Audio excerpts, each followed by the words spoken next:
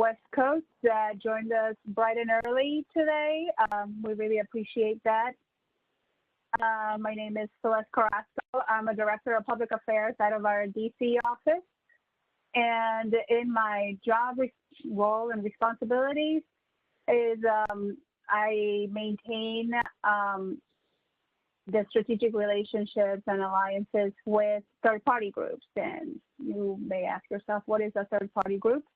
And a third-party group is a group like LULAC, and the League of United Latin American Citizens is the oldest Latino organization in the U.S. And, you know, the work that they do, you know, not only for the country, but for our community is immeasurable. And at AT&T, we maintain these partnerships through the public affairs office. And I happen to be the lucky one that maintains those relationships in particular with Latino organizations. And Cindy is a very good friend. And so not only she's a colleague, but she's a very good friend, and I'm proud to say that. She is the CEO of LULAC. I'm going to let her talk to you about what she does, but I'm just going to boast that she is the youngest CEO leader that they have had. She's a millennial. Sorry for putting your age out there, Cindy. But she's an amazing leader. She, you know, it's no small task to lead such a large organization, and she has been doing a fantastic job. And it is my privilege to have her join us today. So without further ado, Cindy, why don't you just tell us a little bit about yourself and a little bit about the organization? Thank you for that, Celeste, and it's a pleasure to be with you this morning, this afternoon, for those of you who are on the East Coast. Thank you for the early risers out in Pacific time for joining us on a Monday morning, especially. Again, as Celeste mentioned, my name is Cindy Benavides, and I serve as the CEO of LULAC. And, you know, a couple of interesting facts, and it was actually Mark Morio at the National Urban League who pointed this out, is that I serve as the youngest leader leading a national legacy organization across the country. I am a millennial. I know for some of you that may be either a crush in terms of just, you know, yes, we are PhD in texting. We communicate sometimes very differently. We are absolutely hard workers. And for LULAC, I also serve as the first Latina CEO in 90 years. For the organization. So I'm going into my third year now. I came in July 2018 and still running and at full speed ahead with everything that is going on. You know, in terms of LULAC, for those of you who have never heard of the League of United Latin American Citizens, we are the oldest and the largest national Latino civil rights organization in the country. We are composed of members, and these are individuals who are volunteers who live and work in their communities. They pipe into councils, into districts, into the state, into national. And really the heart, el corazón de LULAC is its members. They are the folks that really do a lot of the hard work on the ground every single day. And I will tell you that we have something called Critical Mentions, which is basically a wrap up of all the news that we do daily. And every single day, I get to look at what a lot of our LULAC councils are doing on the ground, whether it's doing scholarships, whether it's doing drive-through census work, whether it's doing voter registration, whether it's fighting for Vanessa Guillen, whether it's working on the wildfires in Oregon, Washington, California, you know, whether it's supporting our veterans, you name it, we do it. And it's just wonderful to see that diversity within our councils. And you know, with LULAC coming in, I am a big nerd. Soy una nerda. I admit it. I love it. I love reading. And so coming into LULAC, I took time to read the history of this organization. There's several published books. And what's so interesting about LULAC is that it's really like a silent force. It has always worked behind the scenes in getting things done. And something that we're absolutely horrific at is communicating the work that we get done. So that's definitely something that, you know, we're changing, that I'm specifically changing, because everyone should know the work that we get done behind the scenes, the work that gets done by our LULAC members and by our national office. And, you know, there's a couple of things that I want to highlight. First, it was created in 1929 in Corpus Christi, Texas, at a time when simply coming together for our Mexican American community there could be considered conspiracy, and they were hanged, they were lynched, they were killed, simply again for coming together. Throughout LULAC's history, we've always been at the forefront of different things. In 1931, LULAC created the first women office in Texas to lead issue areas that impacted women in the United States, Latinas specifically. You know, in the 1950s, we were involved in a case called Mendez versus Westminster, which impacted integrating schools in Orange County. And what ended up happening is that this case was taken and used as the precedent to Brown versus Board of Education, which integrated all schools across America. We also created a model called the Little School of the 400. And what's so incredible about this model is that it was a LULAC member who came together with a university professor to think of a model of teaching our Mexican children in Texas, Mexican American children in Texas, 400 English words. So at that time, Congressman Johnson comes and visits our Little School of the 400, and he takes this model and creates Head Start, which has impacted millions and millions of children across America. And throughout the next couple of decades, we've worked on the Civil Rights Act. We've worked on defending and protecting the Latino community, as we have done since 1929. You know, today we've been involved in environmental protection and making sure that pesticides are not used in our community, and specifically our farm workers. We've, of course, gone after several Secretary of States and governors when they tried to purge naturalized citizens, eligible voters from their voter rolls. And we've also been working very closely on the issue in case of Vanessa Guillen. So tons of meetings with members of Congress and also with the Secretary of the Army, Secretary McCarthy, and the Undersecretary.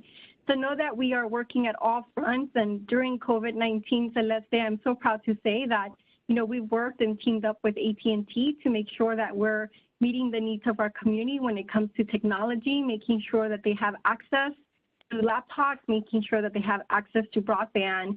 And behind the scenes, you know, as we worked in the meatpacking industry, it was making that connection to the CEOs of various companies that, yes, absolutely interested in immigration, but because many of these meatpacking plants are in rural settings, we're working with the different CEOs so that they support broadband policies that expand into rural areas.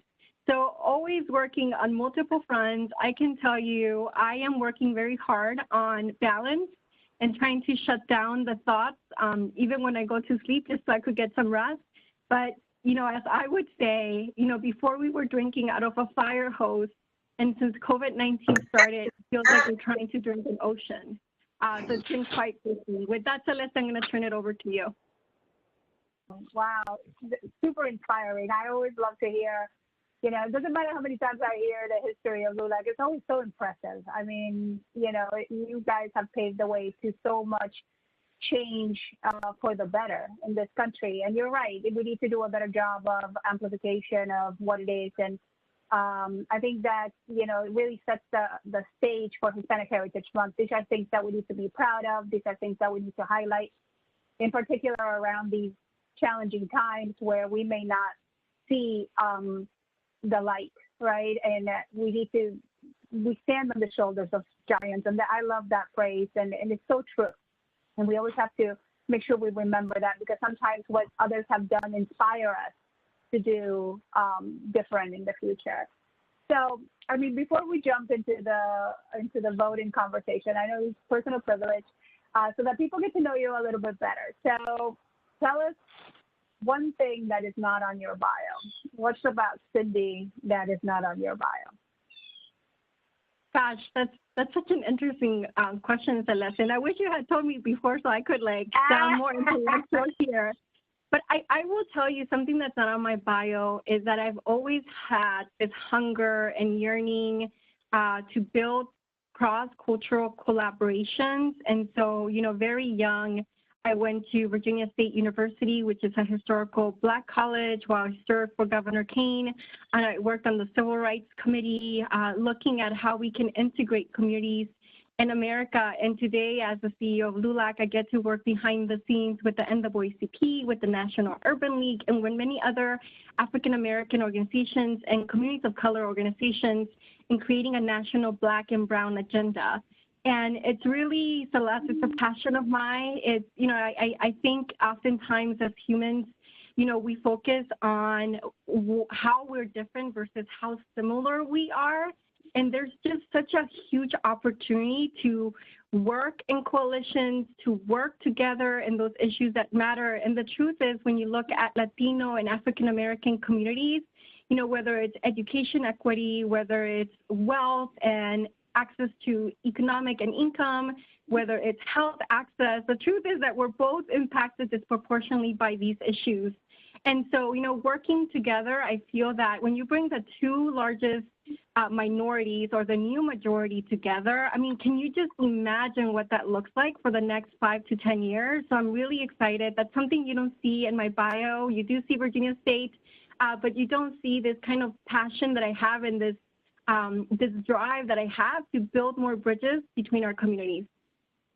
And I thank you for that. I mean, on a personal level, my daughter is biracial, so, you know, it's important to have these coalitions because I think as she grows up, I want to make sure that we represent the interests of the new generation that may not necessarily be fully one thing or another. So the coalitions are important, and it really helps our children have a place to reside that could advocate for them.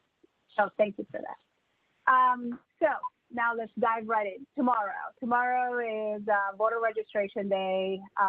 So that's why we're having this conversation on a Monday to make sure that people leave here empowered to and excited about getting people, other people registered to vote. So, you know, let's start with an easy one. What role does LULAC play in the Get Out to Vote?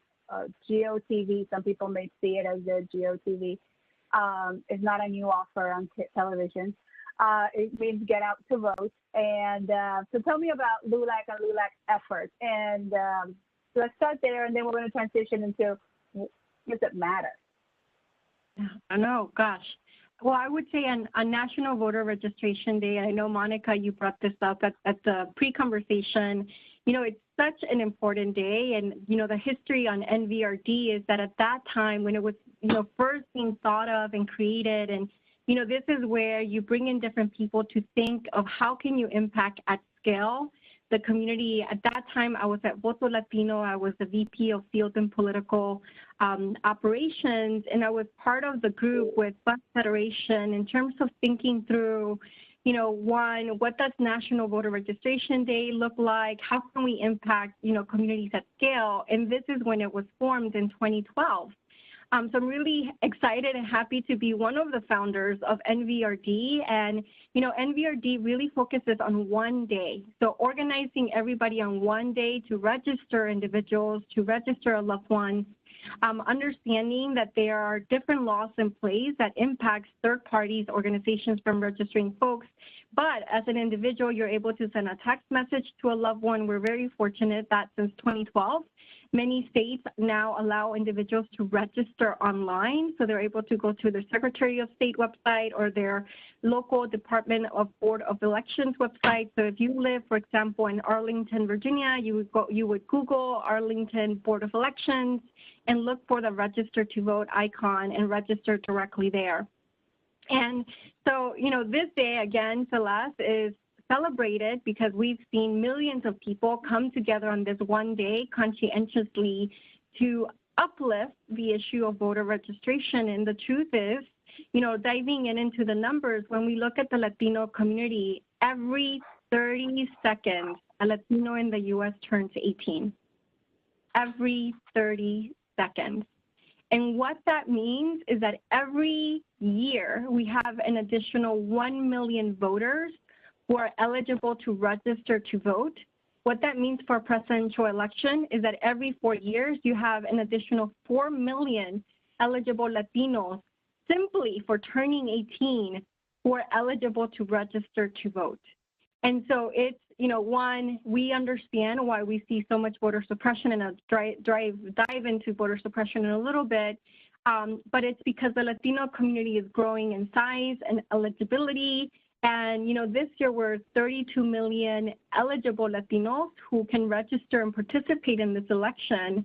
But again, it's one thing to register and another thing to actually go and cast your ballot and vote, right? Like those are two separate things. And what we've seen is that in past years of the 28 or the 32 million, only about 12 to 13 million have registered and voted, which means that we have a huge opportunity in getting the Latino community to vote. And so what is LULAC doing? I think the question, Celeste, should be, what are we not doing? And I will tell you, this is where I love the power of our councils. And if you meet a LULACer, and I'm sure you have, because we are strong and ardent advocates, we absolutely practice what we preach. And I will tell you, I scheduled a call a few weeks back during the weekday in the middle of the night, and we had hundreds and hundreds of our council presidents join in. The topic was, what are we doing during civic engagement, right? Because I wanted to find out and get the pulse in terms of, what different folks are doing. So first and foremost, we have paid field operations. What does that mean? As someone who actually came from politics and campaigning, I started in field. Field is the art of door knocking, is the art of connecting with voters face to face. It's the phone banking. It's really that strategy of how do you connect with a person? How do you make sure that, we're connecting with individuals with potential voters who will support X candidate or X issue or X ballot issue. And so field for me is very important because this is one of the best ways to influence the community. Well, how do you do field in the middle of a global pandemic? Right. I will tell you that back in April, it was between Janet and my friends at Mi Familia Vota with Hector Sanchez and so many others across the country, including Poder Latinx. We were scratching our heads because we're like, ¿qué vamos a hacer ahora? What are we going to do now that we can't do the traditional methods that we do? And so this is where it serves to be a nonprofit, which means we are always thinking outside the box. And then for me personally, it serves that I'm an organizer by trade, which means I always have a plan A, a plan B, a plan C, a plan D, you name it, we have it. And so what has occurred at LULAC is that a lot of our members are doing drive-through voter registration. So you will see in some states where LULAC is partnering with a major store that is locally or statewide recognized. We're using their parking lot and we're saying Saturday from X time to X time, drive through and we will help you register to vote. And so I'm really, really excited about that. I mean, they're all geared up. They have their shields on, their gloves. We're trying to make this as safe as we possibly can and also as convenient as we possibly can. In the states that we actually have paid operations, which include Texas, Florida, Virginia, and also a national coordinator for the Midwest, we are just thinking of everything from text messaging campaigns, understanding that, our Latino community are high smartphone users, understanding that we also have paid social media ads and making sure that we're reaching them through informational and awareness ads. And if you ask a random person today, when is election day, they may not be able to answer. So we want to build that consciousness that November 3rd is around the corner. November 3rd should be treated like it's your birthday, your wedding anniversary, maybe even your quinceañera. It's a big deal, right? We want to make sure that folks just, they think November 3rd and they say election day, right? So el 3 de noviembre, elecciones. And so we're, continuously building that. On top of that, we're doing a lot of nonpartisan PSAs. And, part of the goal is that we have to, Celeste, multi-touch our community, right? It's not enough. And I always say this to political campaigns on both sides. You can't come and talk to our community days before the election or maybe even a few weeks before the election and try to invest that because it might just backfire on you. You actually have to be very consistent and you have to have a long-term plan game because at that point, it might just be a little bit too late. And so for us, and what we've done since 2012 is reach our community, our voters 3 to 5 times. So not only do you get that voter registration in person, as we've done in the past or through the drive-thrus now, but you also get a text message. You may also get an email message. You may also get a phone call. and repeat that a couple more times depending on the volume and the number of volunteers. So I will tell you that we are absolutely very much glad that we have LULAC members who are able to get us at least to 3 touch points, and on our best days, 5 to 7, which is excellent because what that means is high get out the vote or turnover rate. We are also launching in about a week 1 million Latinas Strong. And the concept of 1 million Latinas Strong is to get more Latinas, one, to pledge to vote if they're registered, to register and pledge to vote. So if you're not registered, you register online. And thirdly, to amplify. Now, for the non-Latinos and for the Latinos that may be on the call who do not know this, Latinas are great and massive influencers. So, I mean, like, this is just a tip sheet. If you did not know that, you're welcome. But Latinas are extremely connected. You ask any one of us, we're pretty resourceful. We typically know, who is doing what in the community, and we are also connectors. So the third point of 1 million Latinas Strong is to also serve as connectors and get other Latinas to amplify and uplift. So we're really, really excited now. If you go to 1 million Latinas Strong, it already has the landing page, so you can already sign up as we actually roll this out in about a week. And I would say lastly, Celeste, in terms of, thinking of voter protection and thinking of our community, since 2012, we partnered with the NALEO Educational Fund on hosting bilingual hotlines. This year, it looks a little bit different. We won't be able to have a party at the LULAC headquarters like we usually do. It typically looks like, 1, food from all over the world, and 2, a lot of friends being on the phones, getting a lot of different crazy calls, trying to answer and pivot and make sure that our voters get all the right answers. This year, we won't be able to gather in person, but we're still doing this remotely, and we're just trying to figure out how do we make it fun?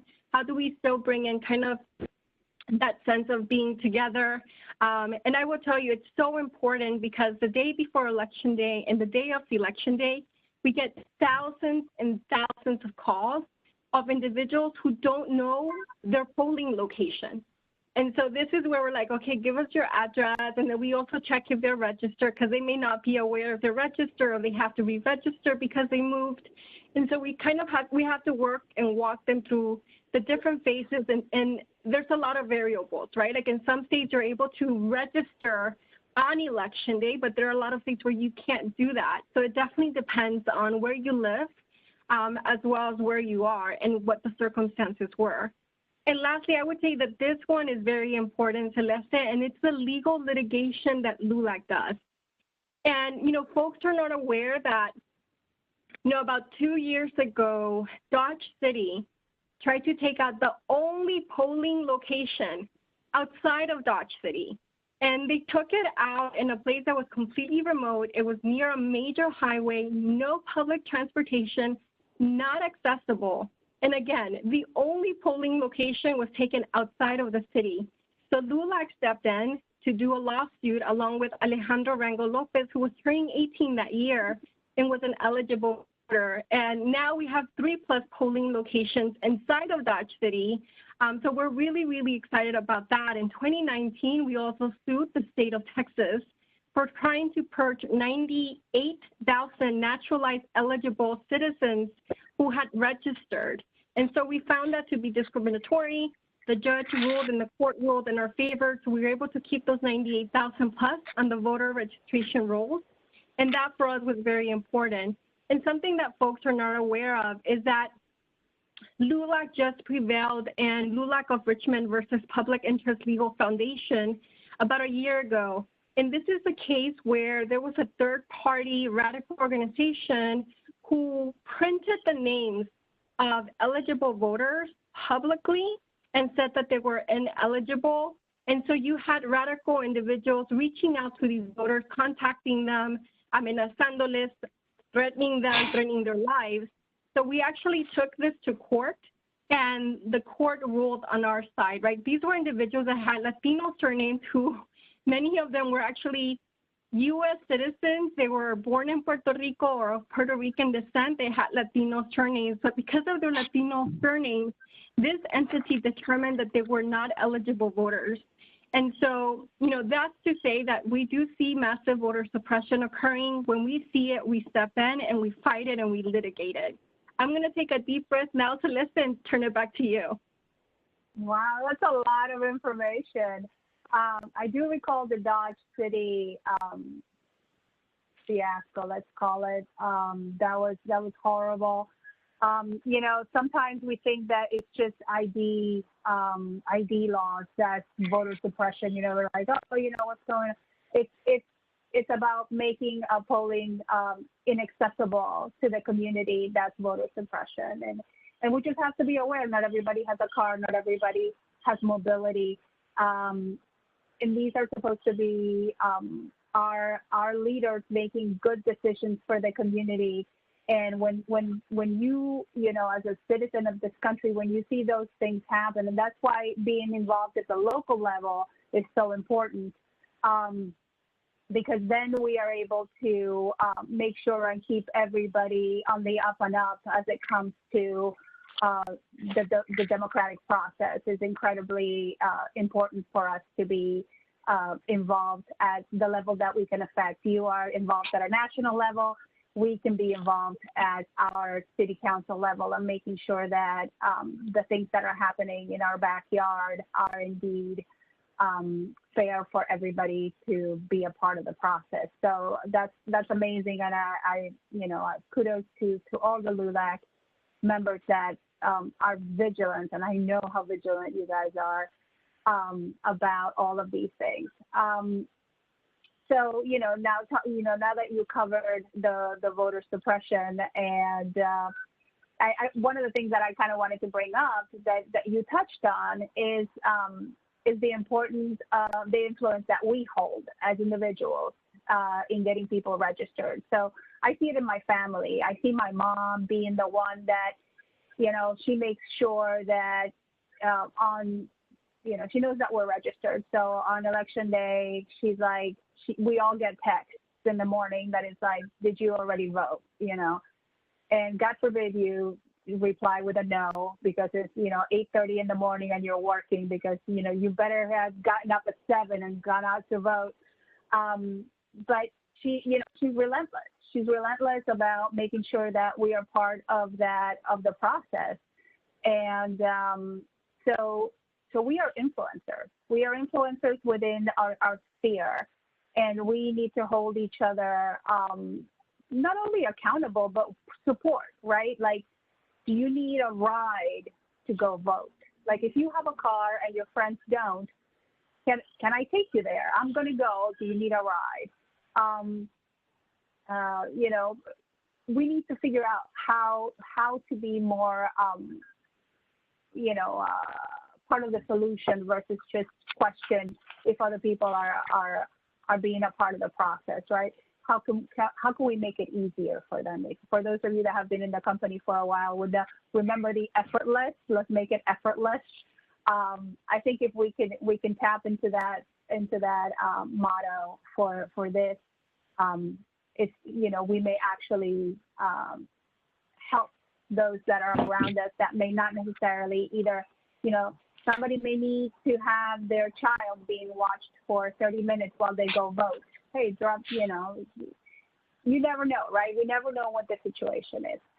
So thank you for that, because I think that's incredibly important for us to figure out where do we fit into this complex machinery and what it is that we can do. Of course, there's a lot more that we can do, but I think that's the least that we can do is encourage others tomorrow to register, and then November 3rd to go out and vote. Because, like you said, one without the other, it doesn't affect us much. You know, being registered is great, but unless you take the next step and actually become part of that democratic process of voting, we're not going to affect much.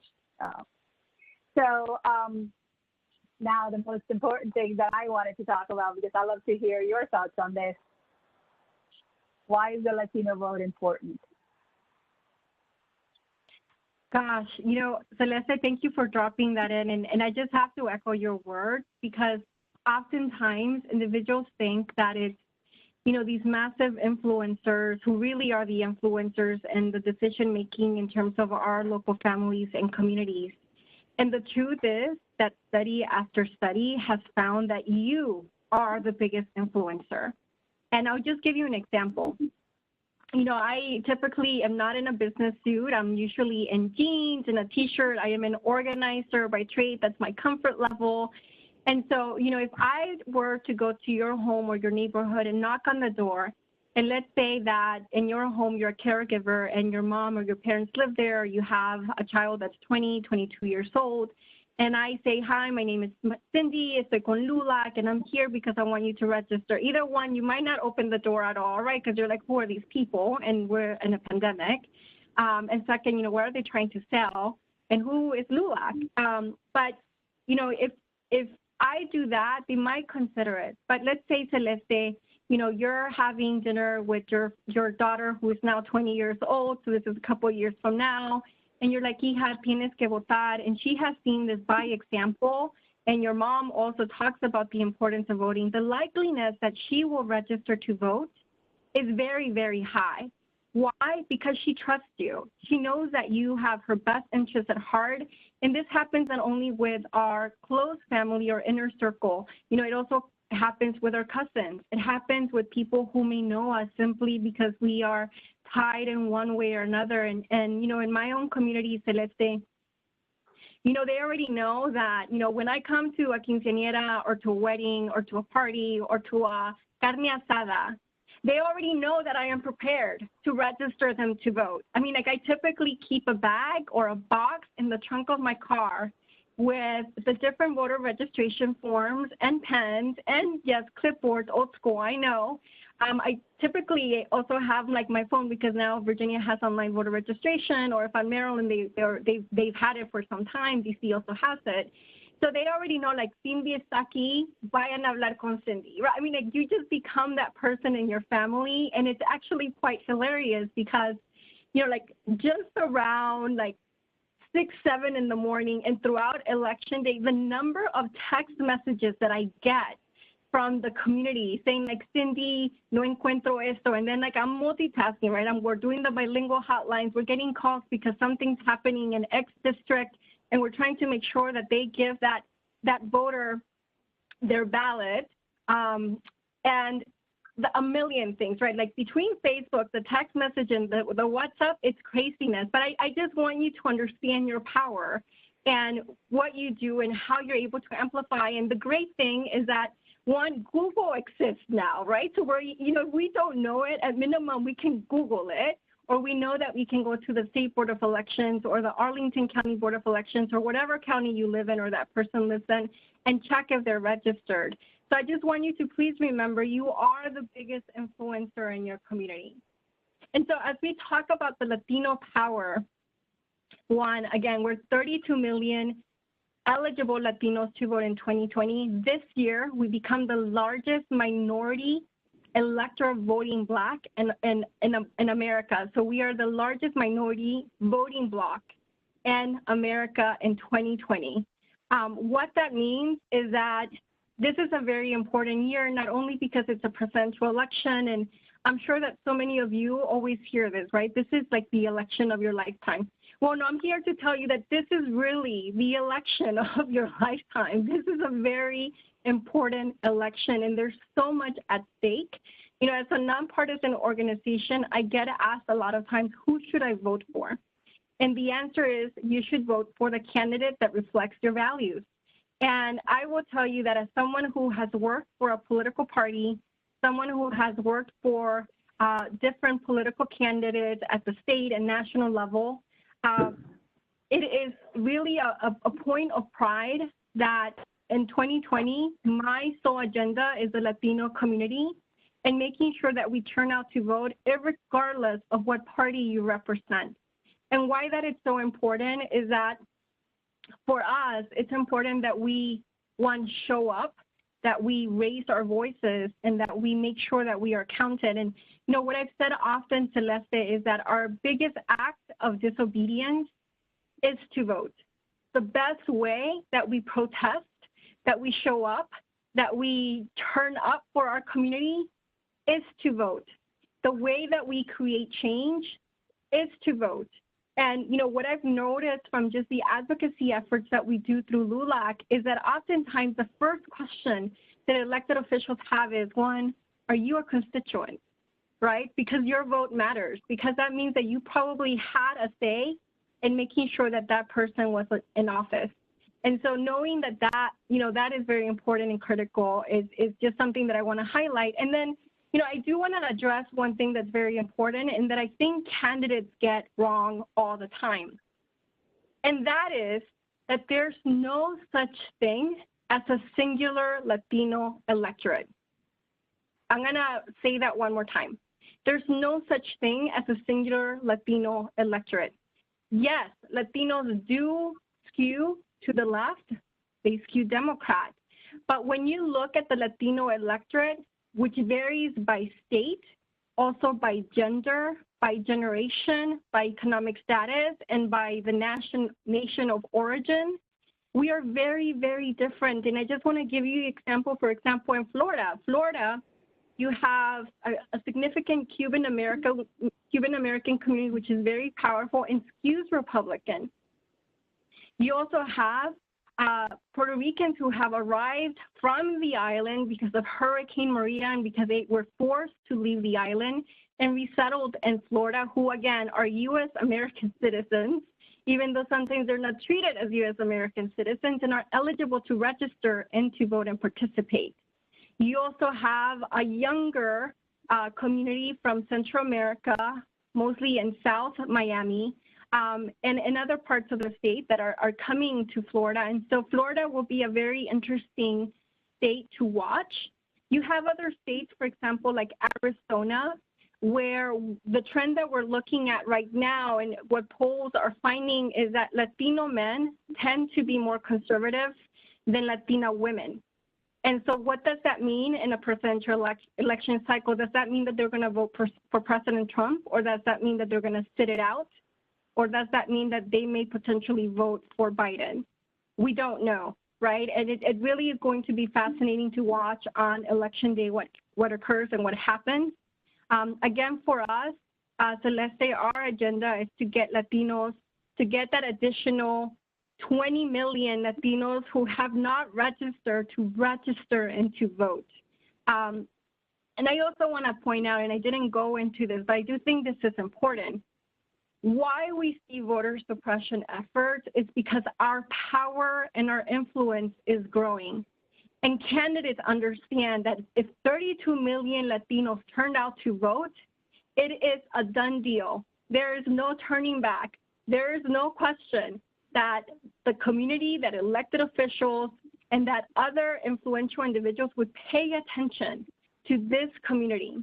But I want to tell you just, some of the things of what we see in terms of voter suppression that I didn't dig into. And I want to highlight the state of Texas. And I know that for like over 15 years, I've been saying we need to work on Texas. We need to work on Texas because we know that half of the Latino community resides and lives in California and Texas. So in Texas, what has happened since 2012 is that they've closed 750 polling locations. So, instead of having one polling location for every 4,000 residents, they now have one polling location for close to 8,000 residents. And here's the starking news, that of these 750 polling locations, more than 542 were closed in communities of color. So, we're seeing this long term. We're seeing what's occurring in some of these states and how they, over time, are making it harder for individuals to vote. What that means in Texas is that there will be long voting lines. As many of you know, in our Latino community, we are a hardworking community. We work in different industries and different jobs, some of which take us out of the county where we have to drive 30 plus minutes to be able to get to and from work, which means that we qualify for absentee ballots. And during this global pandemic, Celeste, when Latinos are disproportionately impacted by COVID-19, it allows us to make sure that we are able to, one, vote and participate in our democracy while keeping our health intact. And why I say that is because, you know, if you don't know this, 5 out of 6 Latinos have to leave their houses every single day to work and get paid. And what that means is that we are overly exposed to COVID-19. We also know that our African-American community is disproportionately impacted. They have the highest death rates in the country. And so if you can just imagine a person who is making a decision, who maybe in their state does not have mail-in voting ballots, and they have to literally decide if they have to put their line on the line or if they have to vote.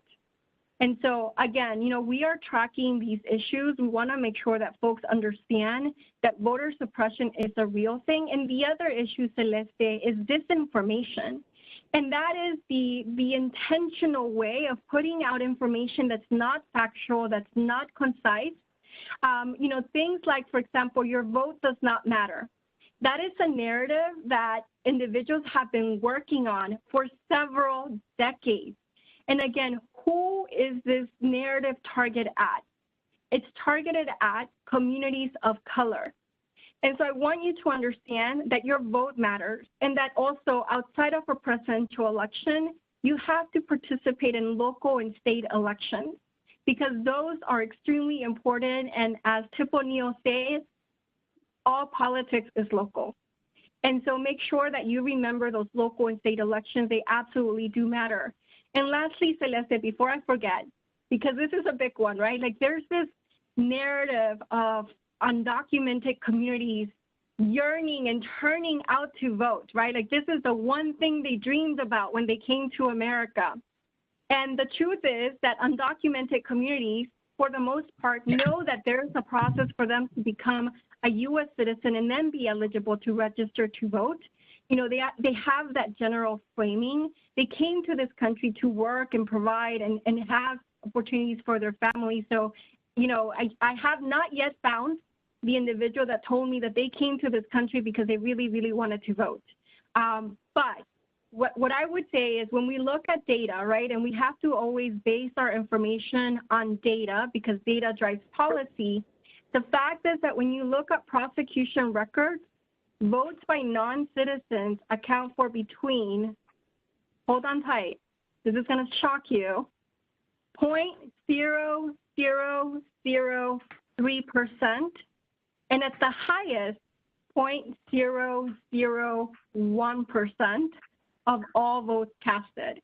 And in fact, when we talk to the National Association of Secretaries of State, who is made up of Republican majority membership, and it includes chief election officers of over 40 states, they said that they were not aware of any evidence that supports voter fraud claims. And so I want to mention that, Celeste, because we hear this narrative in the news. We know when we look at the actual numbers that is completely unfactual. And we do know, obviously, that there are cases that do occur, but those are very few and far in between. The penalties for a non-citizen registering to vote and voting are very, very high. It includes something like a fine of up to $100,000, being imprisoned. So know that this is a serious offense and they can actually be deported for that offense. So I wanted to mention that before I turn it over. Yeah, I'm glad you brought it up. That's definitely an important one. I think, like you said, it's a narrative, right, that is being told, and it's part of the voter suppression because, you know, somebody that hears that folks that are not here documented are going to get out to vote, and you have somebody at the polling place and they see somebody with a last name that they automatically assume that they may be one of those ones, right, in quotations, that they're looking for. And you know, it makes it very uncomfortable for the citizen who has full rights to vote to show up and have a person at the polling place question their legitimacy of being there to vote. So it just creates a narrative of exclusion, and it's definitely not the way that we want to go. But you covered something that was funny because there was a question on the chat that about my vote doesn't count, right? What if I'm being told my vote doesn't count? And it's, I don't know if you recall, but I know I've heard this one, especially at different Aleo conversations of elected officials that lost their, one of their first elections to like a single vote. And I remember this gentleman talking about it. It was, I think it was a city council race. And he's like, when I hear like your vote doesn't count, and here I am standing, with a history of having lost the race by a single vote, it's very impactful that, a race can be swayed by just a few votes, right? So when you say my vote doesn't count, it's a very, you're not looking at the entire picture. Well, and I will tell you, Celeste, here's the formula, right? 50 plus 1. All you need is 50% of the votes plus one additional vote to be able to win. And, boy, do we see this in different electoral races. I've seen races where, they've had to have a recount because it was that close. And we've actually seen this in presidential elections, right? And, I'm just reminded of when Al Gore won, and, there was a recount that occurred in a state like Florida, but all it takes is 50% plus 1. That's all it takes to win an election. And so absolutely your vote matters. And I will also share something extremely personal, and that is, Celeste, that, I was brought to this country undocumented as a 1-year-old by my brave mother who, back in the 1980s started seeing the downturn of Honduras, which is where my family and where I am from. And today San Pedro Sula has the highest murder rate per capita in the world, not only in the region, but in the world. And, so we've had that journey, Celeste, of being undocumented, finally becoming legal. And my entire career, though I was an LPR, I was not eligible to register to vote, and I'm still in that process of becoming a U.S. citizen. And so, it literally brings tears to my eyes because it's something that I've yearned for so many years, and that so many people take for granted. But that does not stop me from influencing others. That doesn't stop me from working in this field and thinking of great innovative strategies at scale to make sure that millions and millions of Latinos register and turn out to vote. And that certainly, Celeste, does not stop me from being the Hondureña at the wedding, at the birthday party, making sure that my family and my friends and the networks are registered and that they turn out to vote. And so I say that because, for those individuals that are on the fence and, I understand the dialogue of, well, I don't like this candidate, and I definitely don't like the other one. And so, what's the best alternative? It really is, the act of voting really is an act of being an American, participating in our democracy, and having a voice and the issues that matter most to you. And if you can't let's say come election day, hopefully by then you've already sent in your ballot or you voted early, but come election day, it's raining, you might have a cold, you really don't want to go out to vote. I want you to go out to vote. And if you have no other excuse, please vote for me, right? Vote for the fact that I can't vote yet. And there's hundreds and hundreds, if not thousands, of dreamers and DACA recipients that can't vote yet and are yearning to vote once they become eligible and they're naturalized citizens. And so I say that, Celeste, because we oftentimes take for granted what is given to us, what we are born with as U.S. American citizens. And I will tell you, it's literally something that it makes me tear up because it's so important. And this narrative that our vote does not matter is a narrative that is intentionally put out in the media. It's intentionally put in social media to dissuade our communities from turning out to vote.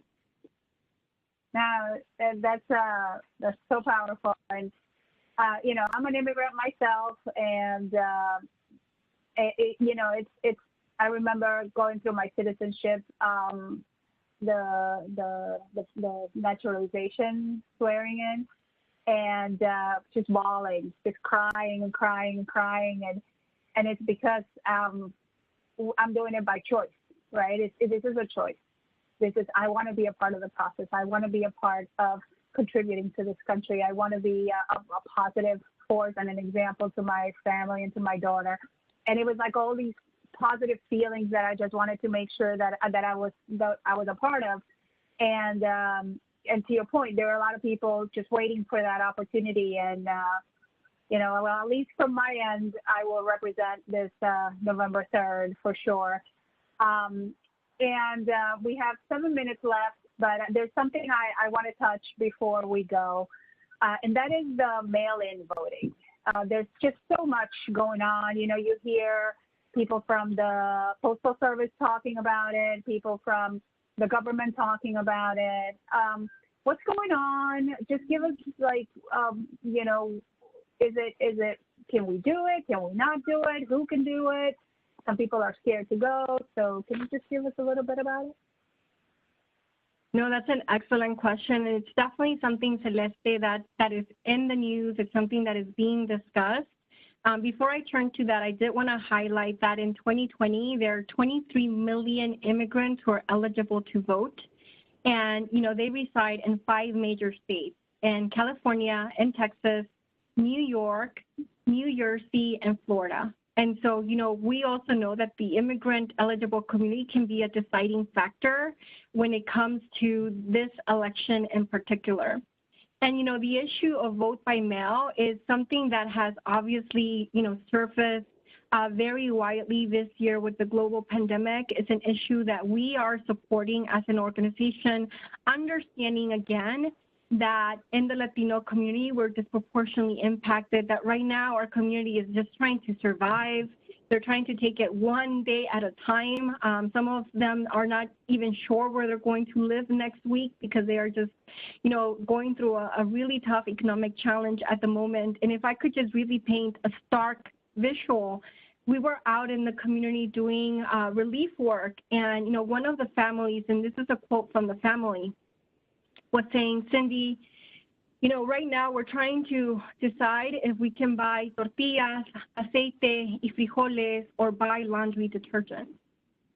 For this family, that $10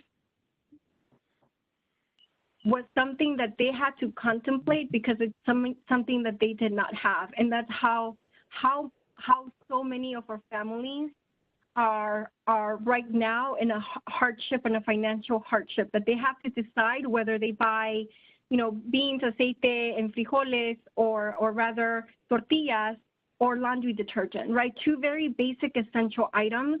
And so I can tell you, Celeste, as I talk to the campaigns, and we talk, I talk to everyone because my agenda is my Latino community. I say my because soy Latina and because I'm proud to be Latina and because I represent an organization that protects and defends our Latino community.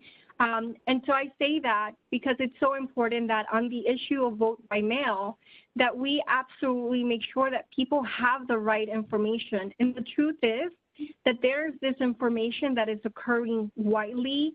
Why this information is occurring, we don't know. It could be for financial gain. It could be because, it's information that's fabricated. It could be because there's a campaign, a candidate that's at risk.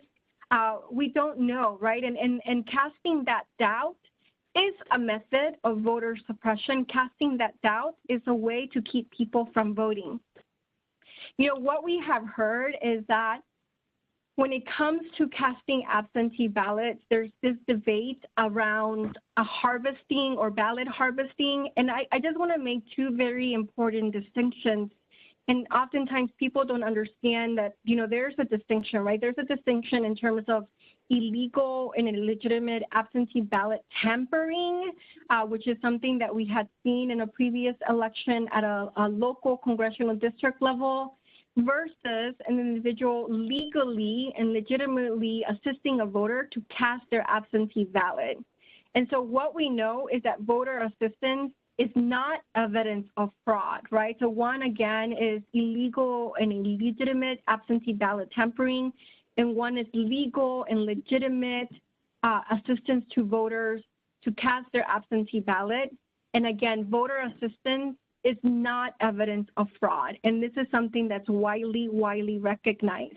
You know, why this is important is because right now what we're seeing is obviously a big debate in terms of our postal service being funded or not funded. What this means is, you know, people are questioning if their ballot is going to make it in time, if it's going to be counted. And I know that this is something that, you know, when you look in rural areas, in particularly, mail has to be sent to processing facilities and then again sent back to the local election office. So if the Postal Service is already running slow, and the timing of this is, you know, I want you to think of the timing of this. I'm not going to expand on that. It will impact overall the elections. And that's why I know that Congress is having a huge debate to make sure that our Postal Service is funded, to make sure that these mail-in ballots are able to reach the electoral offices to be counted in time. And what we know for sure, Celeste, is that, you know, this actually benefits both parties. We know that, you know, if we see disenfranchisement with voting by ballot, it hurts Democrats, right? And it also hurts Republicans. So this is not an issue that should be even an issue up for debate. You know, we haven't in the past, from the states that already do vote by mail, which is mostly West Coast, always ahead of the game. It's states like Colorado, Hawaii, Oregon, Utah, Washington have been doing this for a long time, and they haven't found any inconsistencies when it comes to vote by mail. And again, the biggest issue that we see is, one, it's convenient. Two, that it will absolutely, for those communities who are impacted disproportionately by COVID-19, and this also includes age groups, so age groups, you know, 60 plus years of age, that they will benefit from being able to vote from the safety of their home. I will tell you that there's, you know, certain advantages. So for one is that it increases voter turnout, and that's a positive thing. We want voter turnout to increase. You know, there's obviously financial savings for the local jurisdiction that has to think of all the different things that has to be in place for their polling locations. And then I will tell you the disadvantage, and people don't think about this, right? Like vote by mail is a really, I would say, new concept for Latino voters, and particularly for the immigrant community. So organizations like LULAC and so many others have to do massive work to educate our constituency so they understand what this looks like. We also know that a lot of individuals prefer traditional methods. So a lot of individuals prefer to walk into their polling location and cast their ballot versus sending in a ballot. And then lastly, I would say, you know, a lot of folks also worry that their ballots may be counted in a very slow pace. And so, you know, we are looking at everything. The issue of security is one that's, you know, an issue that has been elevated, I would say significantly in the last 8 years, particularly if there's foreign involvement in terms of a security measures. So know that the vote by mail issue, one, what you can do is go to your state board of elections, your Secretary of State, and see what are the rules for your state when it comes to mail-in ballots. You can also see if you have early voting. Many states have already started early voting across the country, so you're able to walk into X location and cast your ballot early. And also, I just want you to also think about doing your part and uplifting and contacting your networks or sending them a text message and reminding them, and maybe using tomorrow as part of National Voter Registration Day to target some individuals that may not be registered or that you know recently moved and maybe, you know, haven't even thought about registering because they're tackling 100 million things in their own homes. So I will turn that over to you, Celeste. I don't know if you have any more questions. Oh, I think we covered everything that we slated to cover. I wanted to thank you, Cindy, for taking the time. I know how busy you are, but you know, this This is very important for us, and just as it is for you. So again, thank you. We are grateful for your time. I don't know, Monica, if you want to say anything. Otherwise,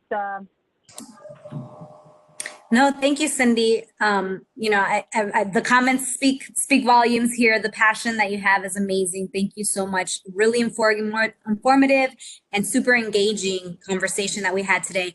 And to Hacemos member, please, you know, the least you can do is at least tomorrow share via social media. The post, you can look at Hacemos Instagram and social media pages to repost and really just, you know, send a quick text, send a conversation, do as Cindy does and put some voter registration opportunities in your trunk and share it with your friends and family when you see them. Thank you guys so much. Gracias, Mónica. Gracias, Celeste. Thank you to Hacemos Group. Gracias. muchas gracias.